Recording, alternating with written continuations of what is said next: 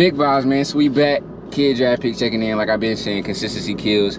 So we go switch gears a little bit, man. We've been giving a lot of flowers to the Kings, man, but we gotta turn it over, man. I don't know if people like to say, you know, DJing is gender oriented, but it's a lot of women out here popping they shit. So without further ado, man, I'ma just get into VA's spot, and she been out here going crazy. A stale show, like, you know, hell, the following is crazy. The mixers are dumb. Like, I don't really know what else to say. Like, shit. Are you ready to? Yeah. Let's do it, man. Let's do it. DJ Sneak, what it do, Sneak? What's good? Man, so before we get started, can you just tell them where you took us today? What we eating on? We are at the Vegan Food House in Bishop Arts. It's fire.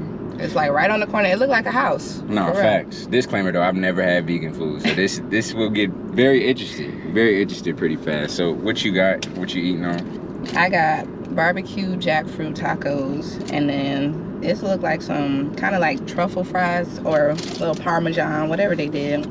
They added a special little touch on it. So I got fries as well, and I also got the cauliflower wings. I got 3 mango citrus and 3 buffalo. So we're gonna let y'all know how good it is. I low-key want to swap. Hey, I mean, we can do that. Hey, we can do that for sure. But man, without further ado, we got like 4 different segments. We're gonna start the first one, just a little background information, you know, started from scratch. So man, take us back to VA. Take us back to really how you got started, how music has just affected your journey, and what music means to you. So that's a 3-part question. If you need help remembering them, I got you. So where I started, well, Virginia, I didn't do no DJing. Okay. Like, I started here in Dallas. So, you know, niggas in Virginia kind of get mad when they be like, you're not even from Dallas. I'm like, well, this is where I started. And even though I had like the music background of Virginia and the East Coast, which helped me a lot, I had to learn all this Dallas, Houston, Southern, Louisiana, because we only know like a little bit touched the East Coast. Definitely surface. So it was like a lot of Webby songs I didn't know, but they lit as hell. So I just had to learn those. And I mean, I've been around music. I was a cheerleader, like an all-star cheerleader, like a real cheerleader.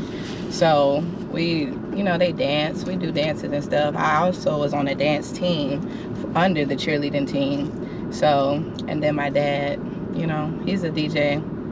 He kind of retired a little bit. He's more into real estate now. So, but that was definitely the music background for me. So the influence was definitely there for sure, it sounds like. Yeah. From the cheerleading to the dance to pops to... Yeah, for sure. Definitely. I could never get away from music. Like, when I used to get in trouble, take my iPod away. Like, my mom started learning phone and iPod. Because if she just took my phone, I'm going to have my headphones in, which means do not talk to me. That's fire, man. So, what was the it moment for you then? Like, I know you said you didn't get started in Virginia, but like for here, like for Dallas, like, was it a gig where you was like, yeah, I'm gonna take this serious? Or it was kind of like a ripple effect. So I don't know. I think it was just like meant to be. Okay. But I would always used to play around like with my dad growing up, just watching him. He actually DJ'd my graduation, my high school graduation party. And then I was out there. I used to go out there for the summers. So that's when I really got to see, like, he makes beats. He works with artists. Like, he be DJing. So I used to see it when I went to go, like, visit him. And then I actually helped him for my brother's graduation, like his little elementary into middle school. He had to do their event. So he was like, all right, get on for, you know, a little bit. I was like, I don't know what I'm doing. So he would just like make me get on, and I just go for a couple minutes, and he just like show me different stuff. But right before COVID, we had a family reunion in Little Rock. So my dad's side is from Little Rock, and he was like, you want to DJ? So I went for, it felt like an hour. I was like, all right, kind of doing something. So he gave me his new board, which was the SX2, and I still got that. Okay. So he gave me that, and then I came back to Dallas, and I was like, it was like a little ultimatum thing where, because I got student loans, like not as much as everybody else, but. And My mom was like That trying was a lot of shade. that was so much shade. My mom was like, you need to get your dad to help you pay these student loans because I'm not about to do it myself. And I know my dad, he wasn't going to pay for that.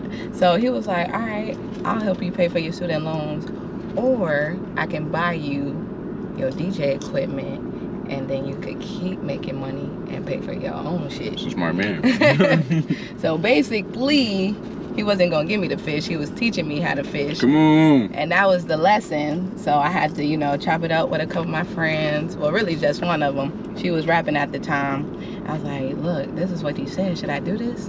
So I was like, all right. Tell him to bring me my money. Yeah! I was like, he done bought like $3,000 worth of stuff. I cannot let him down. I gotta take this serious now. So I was like, you either swim or drown, and I'm not drowning. So after that, it was a wrap. I really want you, if you can, just speak to the importance of branding. Like, me on the outside looking in, I feel like in order to acquire the type of gigs that you have, especially in the corporate world or industry itself, like, I feel like you gotta have a very powerful brand, or the name just has to speak for itself. So like, how do you feel about branding, and can you just speak to the importance of it? I kind of was watching the other females. She had bought this like big old truck that said her name on it, and she would like just drive it around or take it to events and like do stuff like out the truck. I was like, whatever I gotta do, it gotta be clean. You gotta make people want to look at it. So that's what I always think about. And so far, people have liked what I've done because they always tell me that.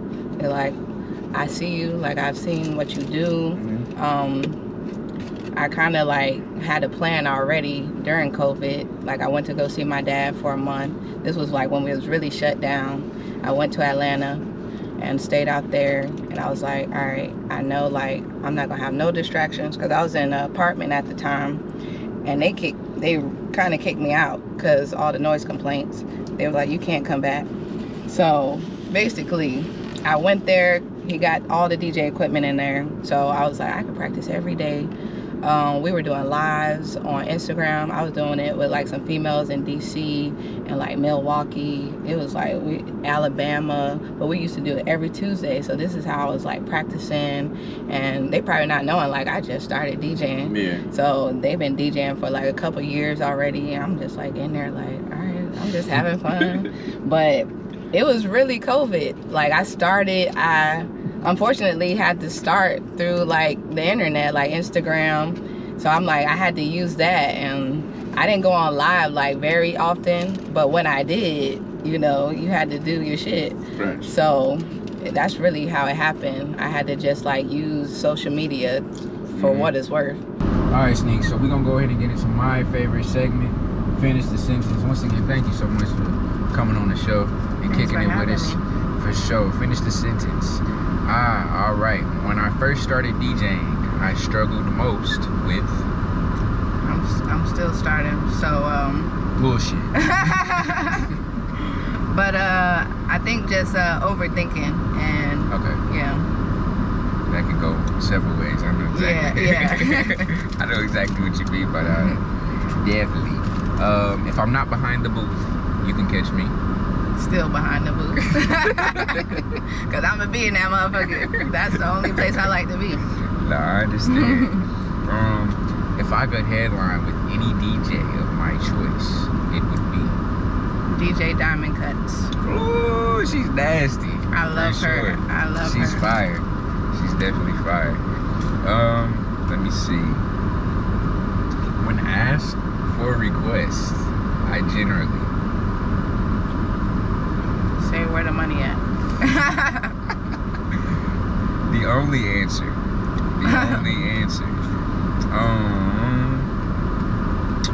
If I could give my younger self a piece of advice, it would be don't put yourself in a box, because whatever you're thinking right now is probably not gonna be that. Like you got your whole life planned out, but it's gonna take a whole nother turn. That's a fact. And you might love it, so don't put yourself in a box. I like that. Phase for 5, man. So, once again, 5 seconds to answer. All you gotta do for this one though is just say your favorite thing. Just one thing.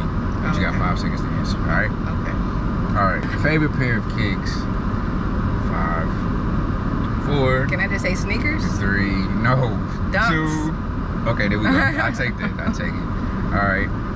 Favorite artist of all time. 5. Drake. Easy. Aubrey. Yeah. Okay. I'll Graham. take it. Favorite genre of music. 5. Hip hop. 4. Too easy. All right. We're eating right now, so favorite restaurant. Don't gotta be, it can be anywhere. Don't have to just be Dallas. Go. 5, 4. I don't think I got a favorite 3. restaurant. All right. Favorite food. Definitely like that Thai, Okay. Japanese. We're back. Sorry, man. Little technical issues. It's hot as hell in Dallas. Please don't come. Stay where you at. All right. So, what is one piece of advice you would give to just an aspiring, up-and-coming DJ like yourself? Just in terms of just the climate of today. Like, I literally just seen a post yesterday. How do you feel about this? They was like, I think it was a tweet. Said you should start letting females DJ the club. It's funny because I just followed that DJ, and she actually live in DC. Mm-hmm. But it's true. Like, everybody knows it's some hard females out here, but they don't get the recognition. That's a fact. And that was really another reason why I did like push myself to start DJing out here, because that was another thing. I would just be saying like, oh, I'm gonna start DJing. Like, I would tell people like, oh, I'm a upcoming DJ, and they were like, what, you DJ? And then they were like, that's what's up, we need more females out here. So I was like, everybody keeps saying we need more females, we need more females, and then when they do see a female, they like in love. It's like so funny because every time I go to like an event, I pull up, they're like, you the DJ? I'm like, okay, Spinderella, which is hilarious because I'm like, she not the only female DJ out here, but she the one who kind of like put all the females on when like TV and stuff started blowing up. So, but definitely practice and believe in yourself. Those like the top 2. Very much so, practice. Facts. Super practice. As much as you can. And I'm like, the social media stuff, do not take that for granted because it does help. Did you hear what she said earlier? They found me. Like, like even, okay, so a lot of people don't know this, but I DJ'd for Rihanna and A$AP Rocky's baby shower. Who? Rihanna and A$AP Rocky. What? So. No. Wait. You serious? I'm dead ass. I didn't like make it a big deal because I'm like, I took a picture with her, like we got a picture, I talked to her, I talked to A$AP, but I'm like, I didn't get the picture yet because they didn't drop the pictures, but the picture that I have like on my profile, it's like flowers shaped as a baby bump, if you didn't really notice. But there's a picture that did hit the internet of Tyler the Creator and like some of his friends, and they in front of the same background. So we were all at the baby shower, but we don't have the official pictures because they didn't release them. So I'm like, I'm not gonna make it a big deal because I ain't even got the evidence, but I definitely was there. And you wanna know some real shit though? I was scrolling and just going through stories, and somebody had said that you DJ for Reese, and I just didn't put 2 and 2 together. I just thought Reese was one of the homies. So I told, we talking about Rihanna. I told my close friends the whole like story of like how everything happened, but again, they found me. I have no idea how they found me. I was just happy to be there, happy to be DJing for a fucking Rihanna. I'm like, she's my whole background. She's my background. So, and she been my background for a long time. So I'm like, this is crazy. Hey man, we don't even clap on food from scratch, but we gotta clap for it. But like I said, they found me. Damn. Wow. It was like, she wanted you personally. And I was like, how did she even know I existed? So, man, post and practice. The 2 P's for the day. Post and practice. and shout out to the Shade Room. Nah, for real. For real. Scratch off a crazy release of information. Shout out to Sneak, man. That's all I gotta say. But it seems like you living a dream, but like, what does the pinnacle of success look like for you? I'm definitely not there. I'm trying to be rich like Rihanna, for sure, and Beyonce. Like all that fame, like, oh, you're famous. No, I'm not. I'm still here in Dallas. I haven't did anything out the country yet. It's coming. Man, but once I start bouncing around and doing like big festivals, you know, just being my own artist, like as a DJ though, that's when like you're like, okay, I'm doing something now. Like people know you, not because you're somebody else's DJ, but that's what I want to be at. So I feel that. And is that solely rocking crowds forever, or is this entertaining? Is this making beats? Is this executive producing? Or are you just solely rocking crowds out? What's ideal for you, rather? Definitely rocking crowds, but I kind of want to go like deep down into the music scene. I definitely want to stay around music, even if it's not like DJing forever. Well, Sneak, let's move into another segment if that's cool with you. All right, man, we back.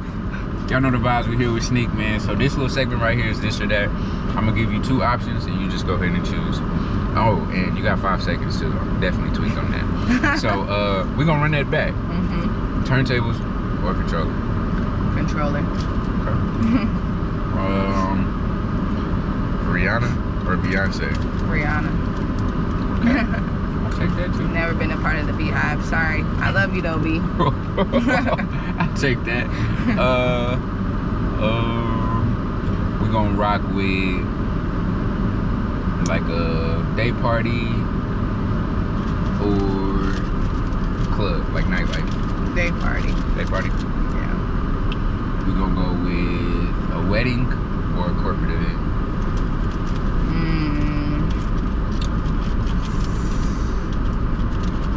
Ooh, that's a hard one. I'm gonna say a corporate event. Okay.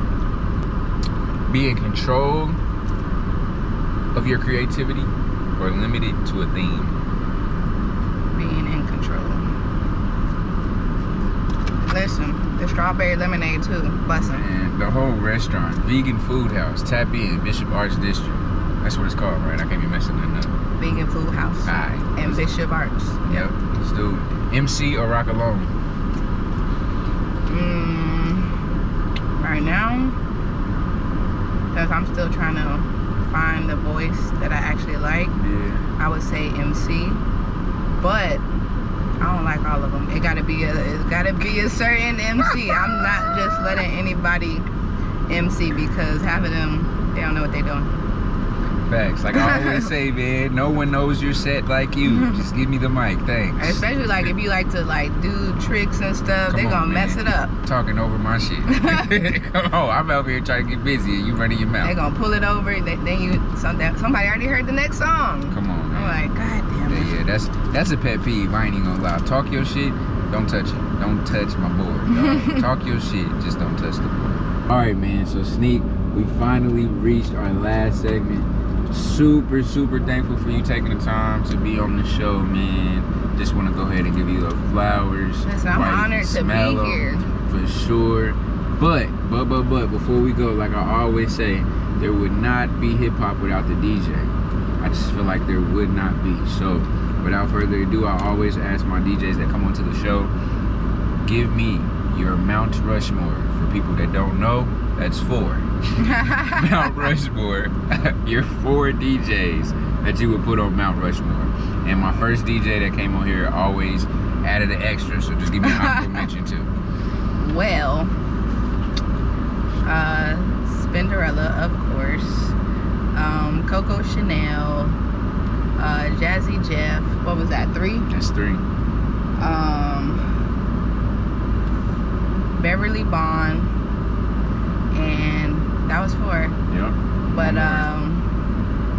since I came around, you know, the social media era, I really love diamond cuts. Like, that energy is crazy. Crazy. Like, I love diamond cuts. Crazy. She, oh my God, just watching her, like, big up to diamond cuts for real. No, facts. We might tag diamond cuts. We need you on the show, but we also need you to headline with Sneak. Get me out in Philly. Come on, man. Yeah. Good motion. Let's make it happen, man. Sneak. But look, it's super love, Sneak. Ever since we met, you know, we still kind of got the same trajectory. You know, we started off at Burger I Am, you know, getting it in. For real, man. Kicking vibes. But nah, man. Shout out to Wes. Nah, shout out to Wes, for real, man. Go ahead and tap in. But super thankful for sure you coming on the show. Thank you. Thank you. You know, I'm here with a celebrity. I don't know what y'all heard earlier, man, but Post and Practice.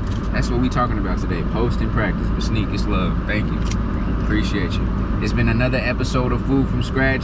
I don't know what number I'm on. Consistency kills, man. We're gonna keep the content coming. Sneak, I appreciate you. Listen, shout out to all of y'all that keep watching, man, for and real, supporting my guy.